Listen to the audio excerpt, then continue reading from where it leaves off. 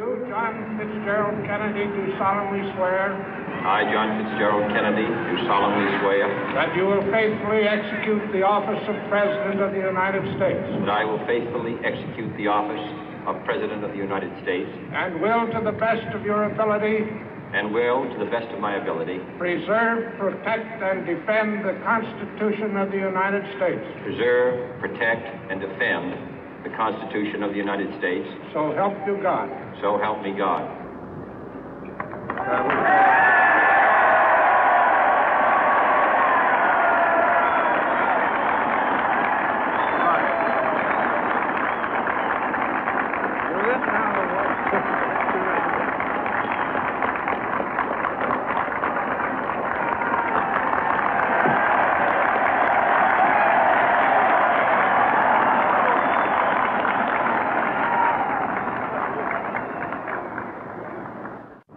Vice President Johnson, Mr. Speaker, Mr. Chief Justice, President Eisenhower, Vice President Nixon, President Truman, Reverend clergy, fellow citizens. We observe today not a victory of party, but a celebration of freedom, symbolizing an end as well as a beginning, signifying renewal as well as change. For I have sworn before you and Almighty God the same solemn oath our forebears prescribed nearly a century and 3/4 ago. The world is very different now, for man holds in his mortal hands the power to abolish all forms of human poverty and all forms of human life.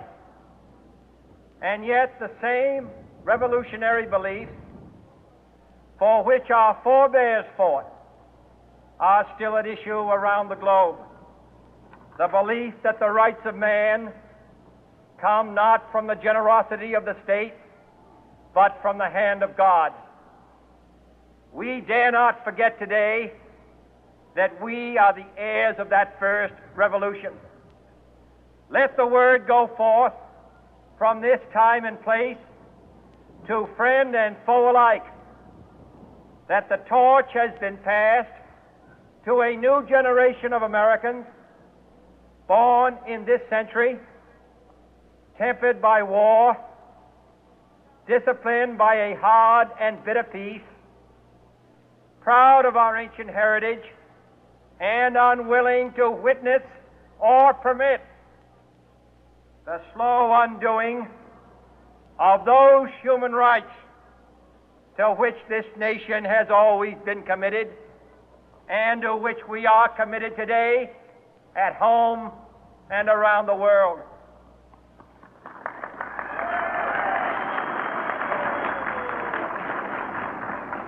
Let every nation know, whether it wishes us well or ill, that we shall pay any price, bear any burden, meet any hardship, support any friend, oppose any foe to assure the survival and the success of liberty.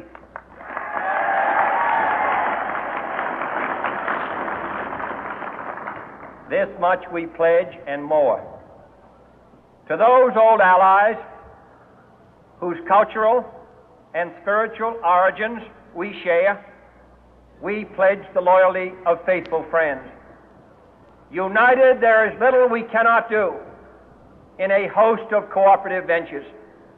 Divided, there is little we can do, for we dare not meet a powerful challenge at odds and split asunder.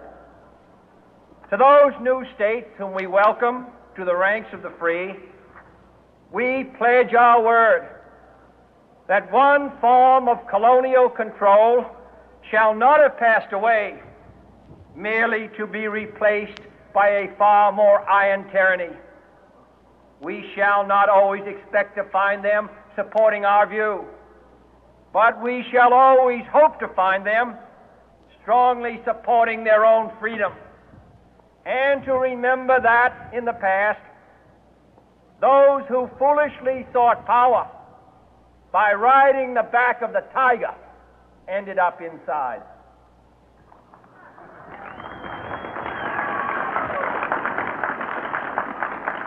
To those people in the huts and villages of half the globe struggling to break the bonds of mass misery, we pledge our best efforts to help them help themselves for whatever period is required, not because the communists may be doing it, not because we seek their votes, but because it is right.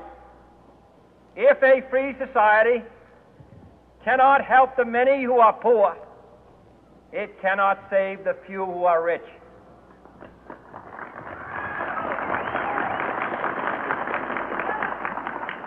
To our sister republics south of our border, we offer a special pledge to convert our good words into good deeds, in a new alliance for progress, to assist free men and free governments in casting off the chains of poverty. But this peaceful revolution of hope cannot become the prey of hostile powers. Let all our neighbors know that we shall join with them to oppose aggression or subversion anywhere in the Americas. And let every other power know that this hemisphere intends to remain the master of its own house.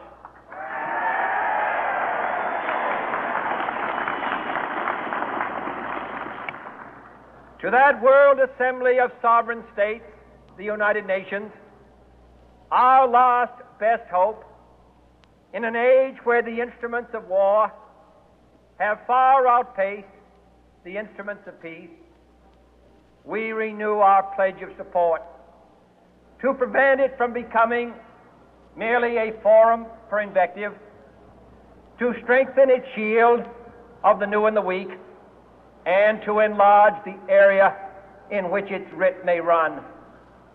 Finally, to those nations who would make themselves our adversary, we offer not a pledge, but a request that both sides begin anew the quest for peace.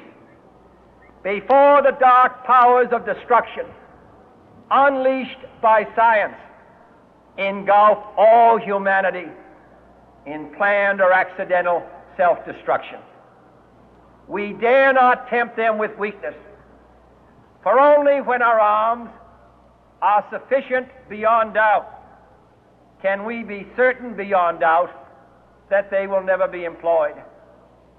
But neither can two great and powerful groups of nations take comfort from our present course, both sides overburdened by the cost of modern weapons, both rightly alarmed by the steady spread of the deadly atom, yet both racing to alter that uncertain balance of terror that stays the hand of mankind's final war.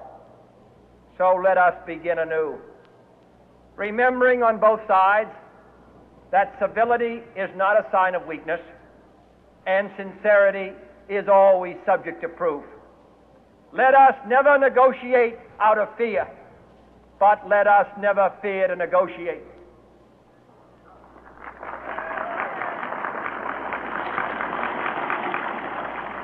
Let both sides explore what problems unite us, instead of belaboring those problems which divide us.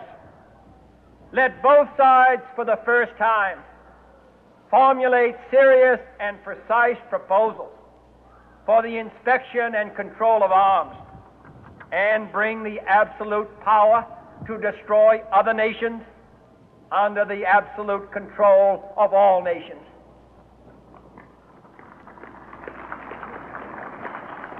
Let both sides seek to invoke the wonders of science instead of its terrors. Together, let us explore the stars, conquer the deserts, eradicate disease, tap the ocean depths, and encourage the arts and commerce. Let both sides unite to heed in all corners of the earth the command of Isaiah to undo the heavy burden and let the oppressed go free. And if a beachhead of cooperation may push back the jungle of suspicion, let both sides join in creating a new endeavor, not a new balance of power, but a new world of law, where the strong are just and the weak secure and the peace preserved. All this will not be finished in the first 100 days, nor will it be finished in the first 1,000 days, nor in the life of this administration, nor even perhaps in our lifetime on this planet. But let us begin.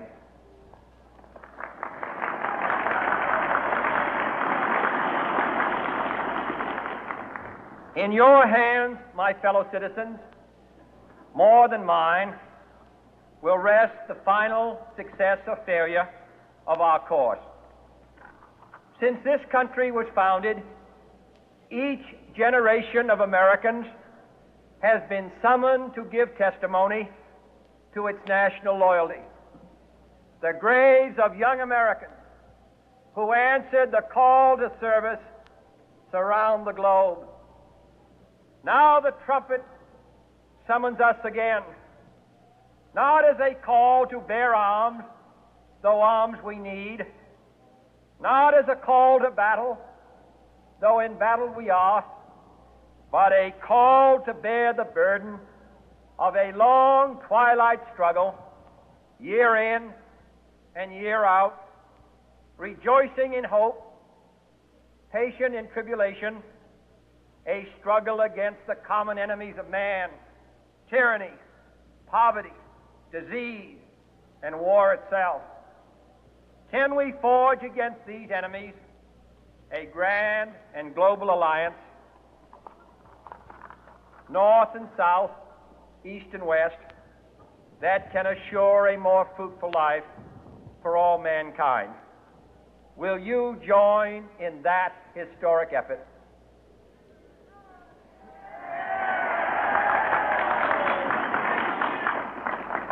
In the long history of the world, only a few generations have been granted the role of defending freedom in its hour of maximum danger.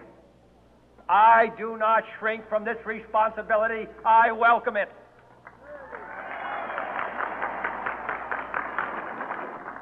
I do not believe that any of us would exchange places with any other people or any other generation.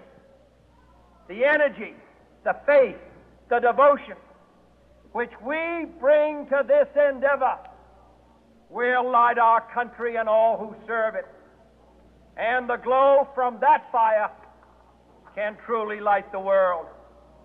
And so, my fellow Americans, ask not what your country can do for you, ask what you can do for your country.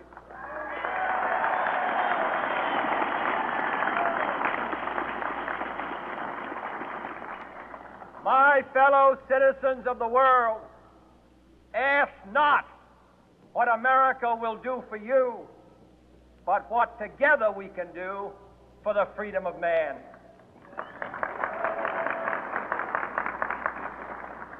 Finally, whether you are citizens of America or citizens of the world, ask of us here the same high standards of strength and sacrifice which we ask of you. With a good conscience, our only sure reward, with history the final judge of our deeds, let us go forth to lead the land we love, asking His blessing and His help, but knowing that here on earth God's work must truly be our own.